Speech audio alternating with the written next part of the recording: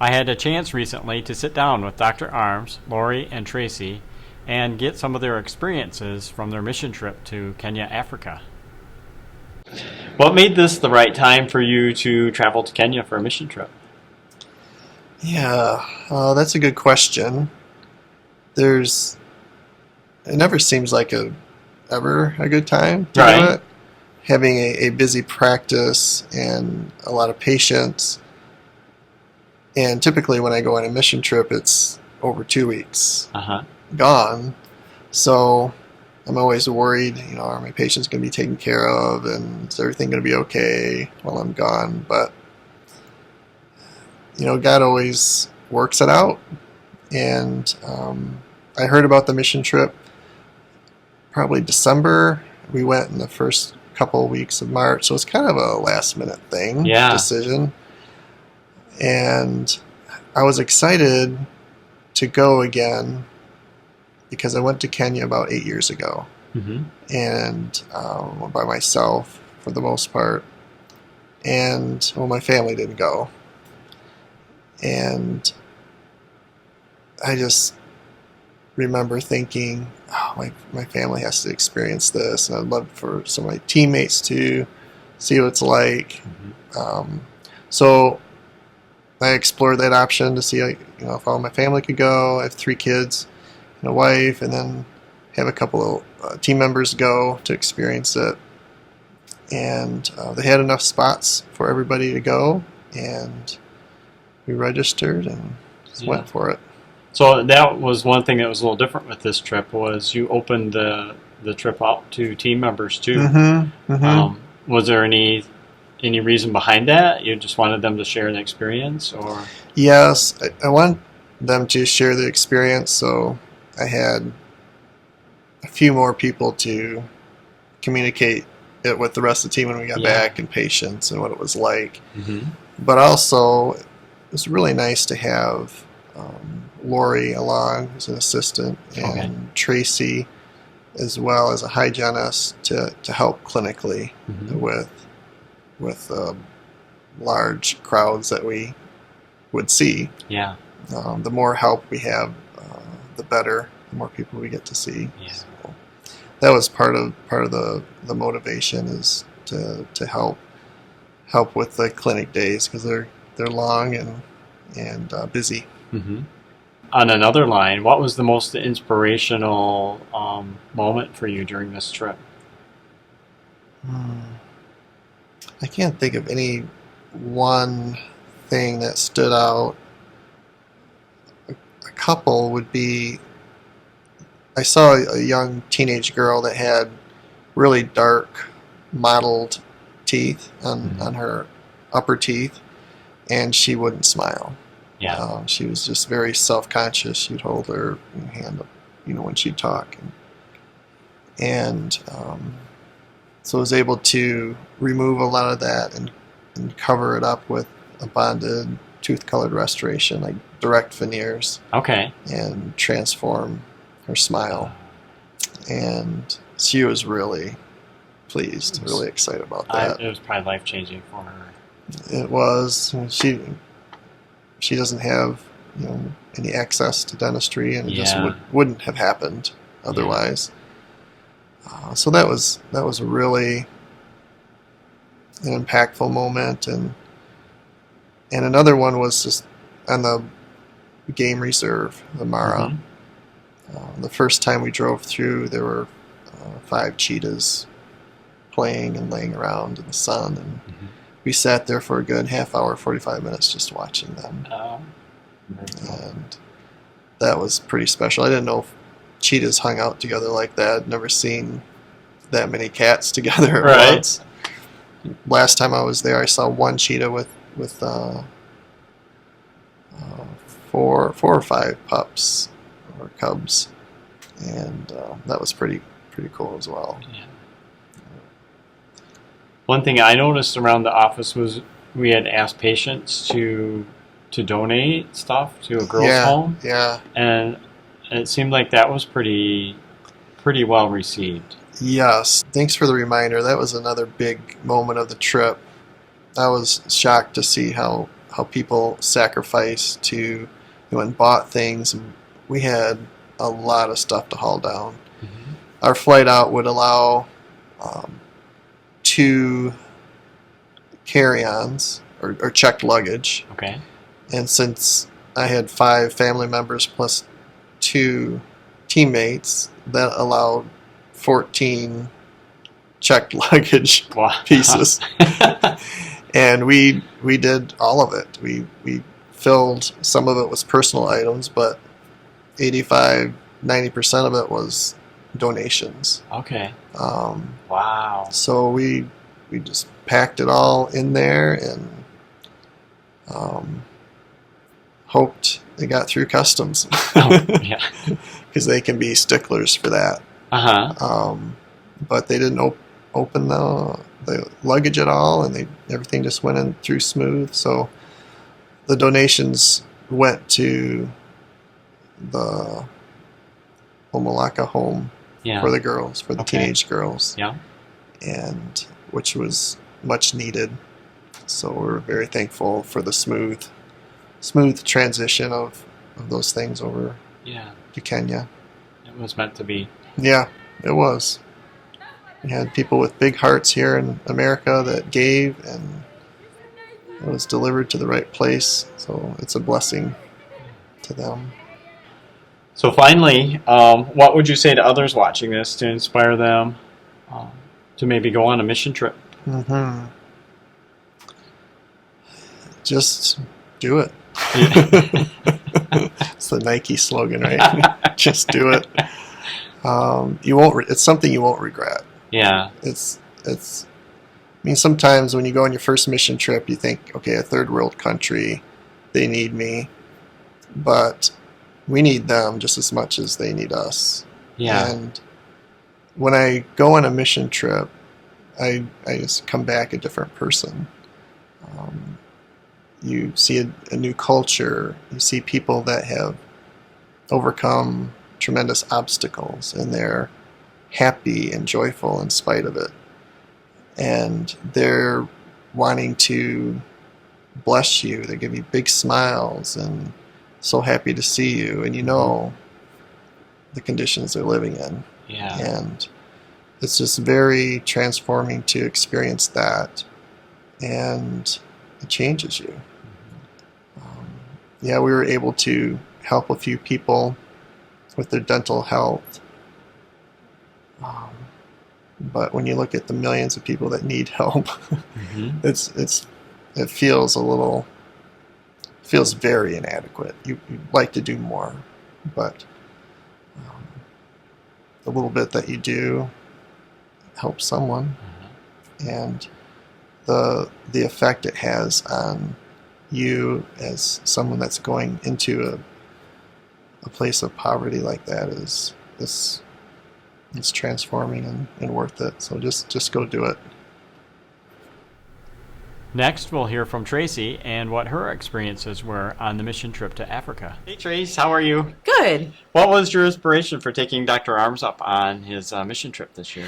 It's something I've always wanted to do, and knowing that he and the family and someone else from the team was able to go too, and that thought of doing service above self is a core value of mine, and I could think of no better way to do that and to spend it with Doctor and his family and whomever other team member was going to go, which ended up being Lori. And Lori and I had a fantastic time. And so, yeah, that's really where I was at with it. I just wanted to experience that in another culture and be able to give back in the same way. What was the most defining moment for you in this trip? Oh, I hope I can share this without getting too emotional. There is a home that's called the Almaleka home, and it's a home for girls who have either been rescued from a situation in their home that they are sent off as children to be brides to older men, and they also have been scarred in some way from genital mutilation. It's a very cultural thing deep in the Kenya, Masai Mara area, the tribes, they have a lot of reasons for doing this, but our lead for the mission, which is Kim DeWitt, she has opened a home for these girls as a refuge for them to get away from that. And it is their school as well. So they go there and they are schooled and they learn skills. They learn more of an American way or culture of what a relationship should be. Okay. And when we got off of our bus, all of us that were involved in the mission went to the front porch, and we were greeted by all these girls. We didn't at that point know a whole lot about them, and before we went into the actual school, Kim shared with us some of the stories that these girls had endured, and they were horrific stories. And just the description that Kim gave us as to the resilience of these girls, what they've endured, and how they have flown beyond that. And they don't look into the past. They were stories of girls who were 8, 9 years old who had been married off, and they left their families, and they're now this wife to an older man, and just all the things that go along with that. And also, there were several girls within this home who had been victims of the genital mutilation, and Kim gave description of how that process goes. I was so taken back just hearing her stories, and she attached a name to one of the stories. And so we knew which girl she had been talking about when we walked into that room, because they all introduced themselves to us. And the way that they wanted to greet us was by singing and dancing. Yeah. And as soon as I walked in and we sat down, the girls were in the middle of the circle where we, as the mission group, had sat. And they all started smiling, these huge smiles. They were dancing and singing, and I was overcome with emotion because I could not believe that these girls had endured what they had endured, and they were able to express that joy and gratitude to us. It was very overwhelming. We had a physician there who is from Hungary, and she happened to be sitting next to me, and this was not her first mission trip or her first experience at Amaleka Home. And she saw that I was crying as they were greeting us, and I felt really kind of embarrassed. Like, I felt like I need to be more grateful for their joy, but I was still feeling sorrow from our talk on the front porch. And so it took me a while to transition out of that. And what I soon found is that these girls were so resilient. They do not think of themselves as victims at all. And all they can think about is the future. And to see them display that, and then to think back into America, so many things that people endure that are much less than what those girls have endured, and how it has affected some American people, children, adults, whatever their trauma had been, and the counseling that is needed for that. Somehow, some way, these Kenyan girls have rose over that. And it was kind of hard to put into words. It was a feeling of just, I was so overwhelmed with the story at the front porch, and then to walk in, it was not what I expected. It was a total different feeling of joy. And it was hard for me to understand how they could be so joyous. Yeah. So that was the most impactful. The girls, we got to spend the day with them. We each of us had like one girl that she would show us around, show us her room, and I ended up being able to do a bead bracelet with the girl that I spent the afternoon with. and she made one for my granddaughter. And so I brought that home, and that's a story that I'm sure I'm going to share once my granddaughter understands a little bit more. So cool. Yeah, that was very impactful, the most. And the other part of it was that we were able to go on a safari. Okay.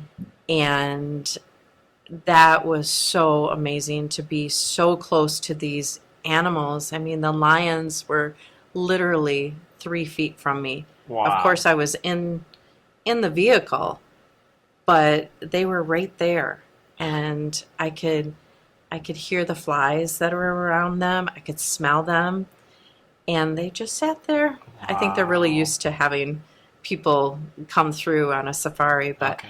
I saw things that I know I'll never, I have never seen before, and I hope to see again, but I may not. Mm-hmm. So that was the second thing. What a fantastic opportunity. Yeah, it was. It was awesome. I guess finally, what would you say to others that are considering maybe a mission trip? What would your thoughts be to them? I would highly encourage people, and the easiest way for me to answer that is to tell you how I felt once I came home.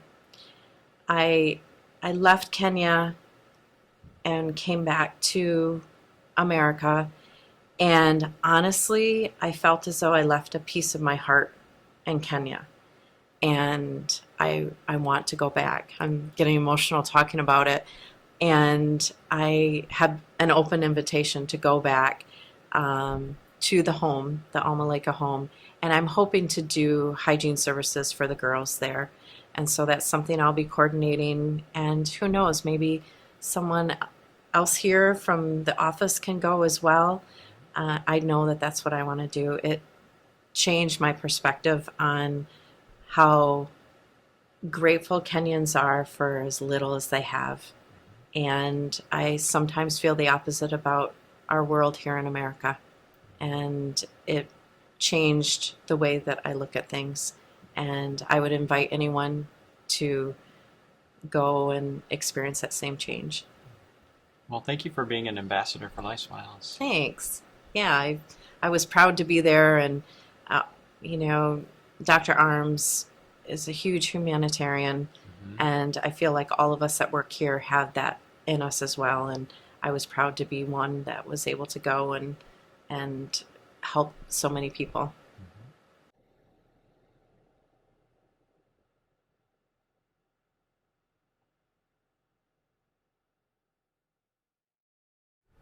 Finally, we'll hear from Lori and what her experiences were on the mission trip to Kenya. So we're here now with Lori, and Lori, just wanted to know, what was your inspiration for taking Dr. Arms up on going on this mission trip? For me, it was an opportunity to be out of an element I've never been in before. Africa is obviously out of our element. But I also wanted to experience the culture there. Right. But I also have a huge love for animals, and many people don't know this, but I played with plastic animals all my life when I was little, and I learned how to make their noises and all that stuff. I don't remember that now, so don't ask me. But just to be able to embrace that culture and to be able to see those big animals that I remember playing with as a kid, and of course making sure that I could make a difference in some people's lives that otherwise wouldn't have that opportunity was a huge draw for me. What was the most defining moment for you during this trip? Oh my gosh. The first night that we got to Nairobi after being in planes we had 3 different legs on a plane trip all the way over there, 16 hours total, plus layovers. We got there, got into the guest house so that we could get some rest before we took off early the next morning.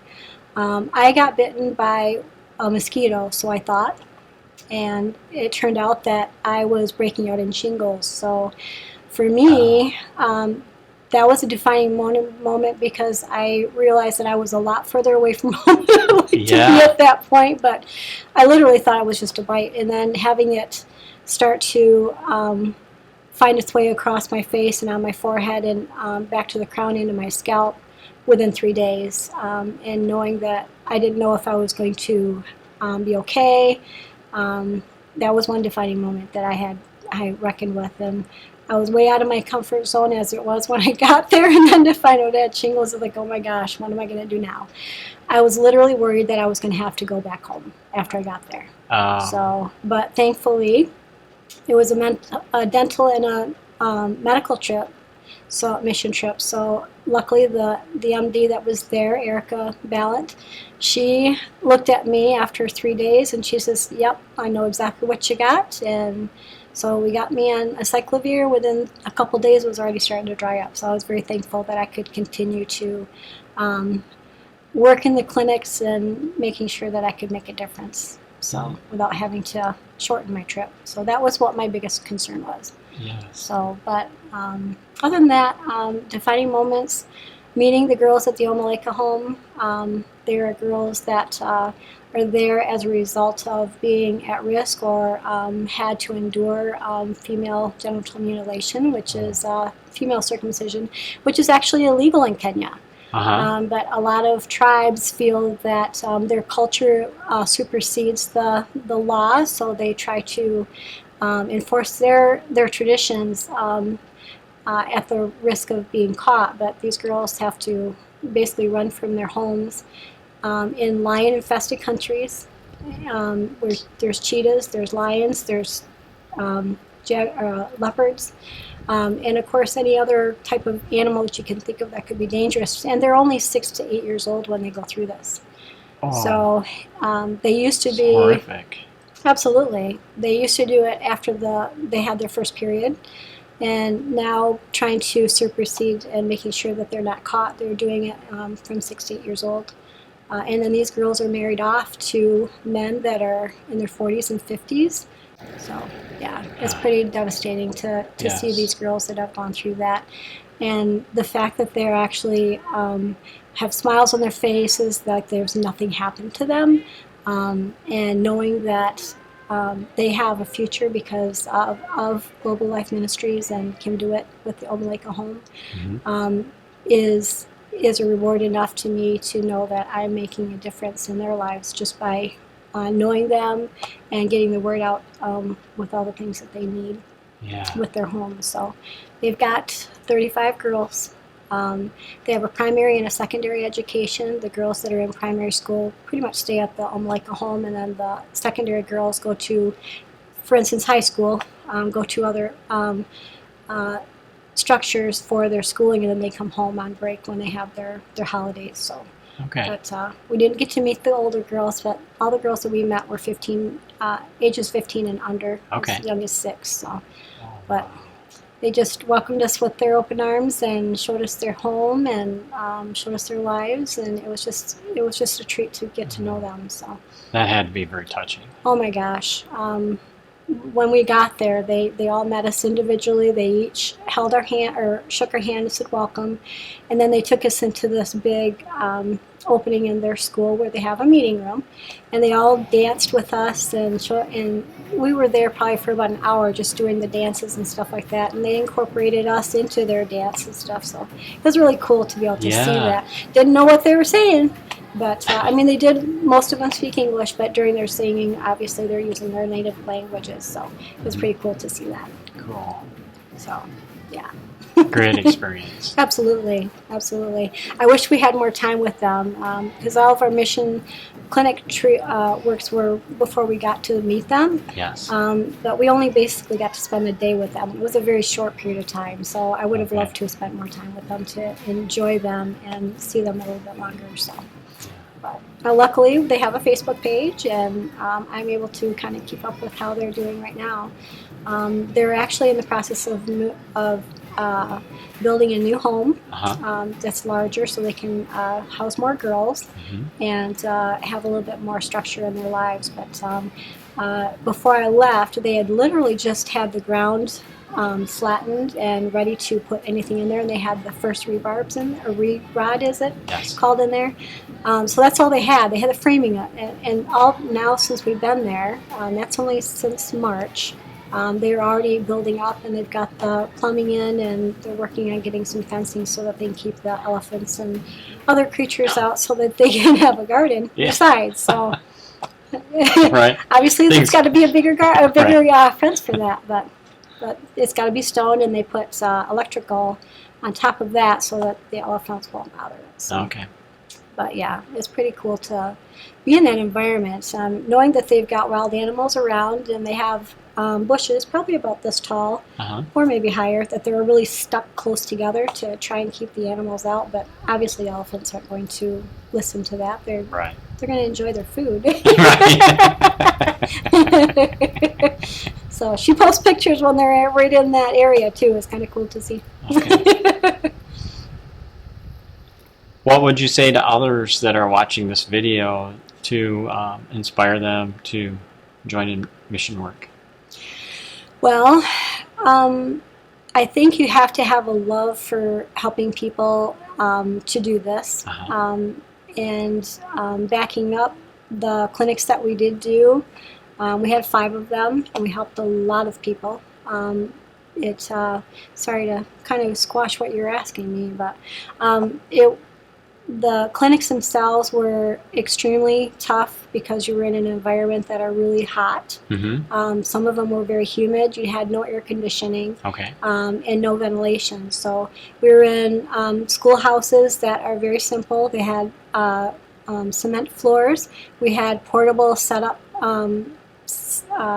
for our dental needs. We had the drills, as people know them as, but hand pieces. We had suction. We had all the instruments to do extractions, and also we did composite fillings, which are the white resin fillings. So we helped, let's see, our first clinic we had 35 there that we helped. The second day we had close to 80, 85 that we helped. That was just in dental. Medical had 80 their first day and then 180 their second day for our first clinics. So, and then for our second clinic was at a different location, which was extremely hot. So we actually had one area that we did air conditioning. We were actually helping some of the employees at one of the places that we stayed at one afternoon, just the dental. So I think we helped about 40 to 50 people that day. And I can remember one gentleman, his name was Peter, and we were on these chairs that we have are very portable. They basically break down like a folding chair. And we had this big guy. He was probably upwards of 200 pounds, and he was a big dude. And he was kind enough to sit in our chair. We were doing some fillings on him, and the chair started to sink while we were in the process of prepping the teeth. Well, doctor put his knee behind the chair, helping to support it. And he just literally finished taking the handpiece out of his mouth, and the chair literally dropped to the ground. It went that fast. And this guy went right down on his bottom. Luckily, he was okay. But we had instruments flying everywhere, including our syringes. It was stuck in the floor on the carpet behind me. I had to reset the whole setup for us to finish what we did. But he said, I'm okay. But in the United States, I feel terrible, but a lot of people would think, well, I'm going to sue you because of that. He was just very grateful, very cordial. He says, I'm okay. So we finished resetting it up, and then we finished his treatment in the same chair. Thankfully, the chair held up for him again. I felt so bad.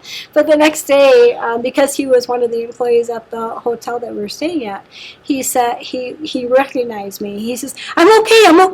He says, and he was just so grateful and so thankful that we were there to help them. And that's what we got all over the place. When we help people, we would see them when we got back, because they knew why we were at there for the mission for the dental and medical. When they saw us, and we stayed in a group for the most part, but we were there kind of 2 by 2s once in a while.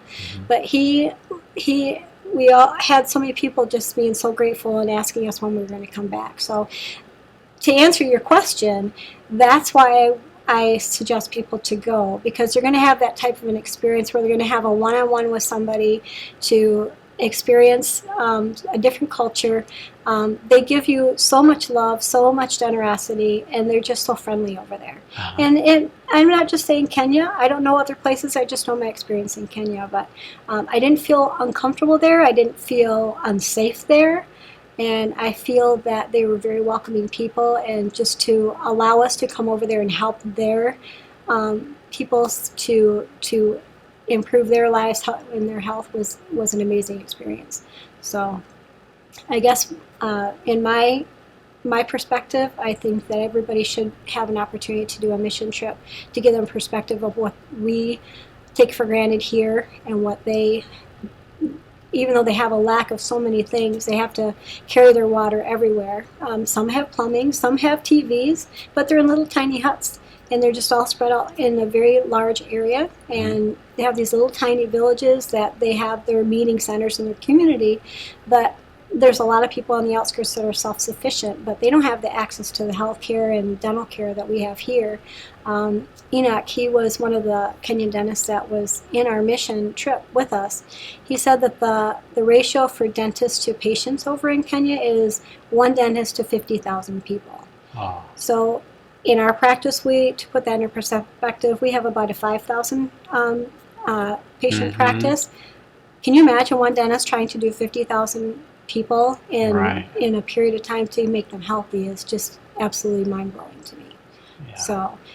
So when people ask you why can't you do something here instead of overseas, that's why. There's just not that opportunity to have the people in those remote areas get the health care that they deserve, to keep them healthy. So that's why I wanted to do it. Yeah. So that's why I think everybody should have that opportunity to experience something like that. Yeah. We want to thank you, Lori, for representing our practice. Thank over you. there. I appreciate it. And for Dr. Arms to give me this opportunity, Yeah. I just feel very blessed. That was a blessing. Yes, very much so. Thank you. You're welcome.